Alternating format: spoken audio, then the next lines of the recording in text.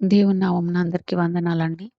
దేవుడు మన కోసం ఈరోజు ఇస్తున్న వాగ్దానం ఏంటంటే, భయపడవద్దు నేను నీతో ఉన్నాను. యెషయా 41:10.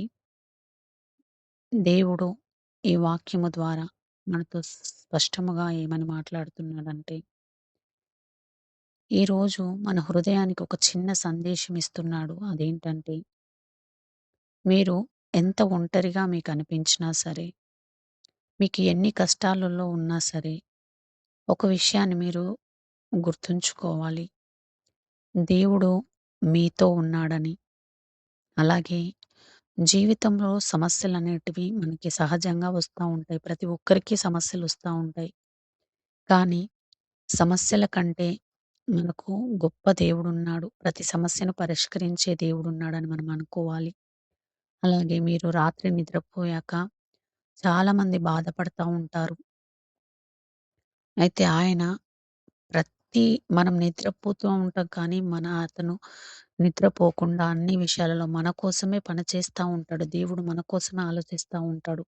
అలాగే మనము చేసే ప్రతి ప్రార్థనను ఆయన వింటాడు. మనం కార్చే ప్రతి కన్నీటిని ఆయన చూస్తా ఉంటాడు.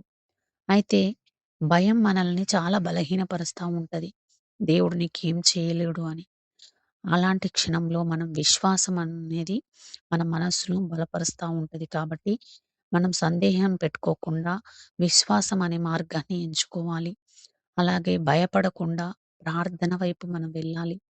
దేవుని పైన నమ్మకం ఉంచాలి. మనం ఎప్పుడూ ఒంటరిగా ఉన్నా సరే, ఉన్నాము అని అనుకోవద్దు. ఎందుకంటే దేవుడు మనతో ఉన్నాడు. కాబట్టి మనం ఒంటరినని ఈ రోజు నుండి ఎప్పుడూ అనుకోవద్దు. మన హృదయంలో భయం కాకుండా విశ్వాసాన్ని పెంచుకోవాలి. దేవుడు మనకి ప్రతి విషయంలో ముందుగా నడుస్తాడు అని నమ్మాలి. మనకు మార్గం చూపిస్తాడని మనం విశ్వసించాలి. ఆయన మనతో ప్రతి క్షణం ఉన్నాడు. ప్రతి సమస్య నుండి మనల్ని విడిపిస్తాడు. మనకి ఏ బాధ ఉన్నా మనల్ని తోడుగా ఉంటాడని ప్రతి ఒక్కరును నమ్మాలి. ఆమేన్.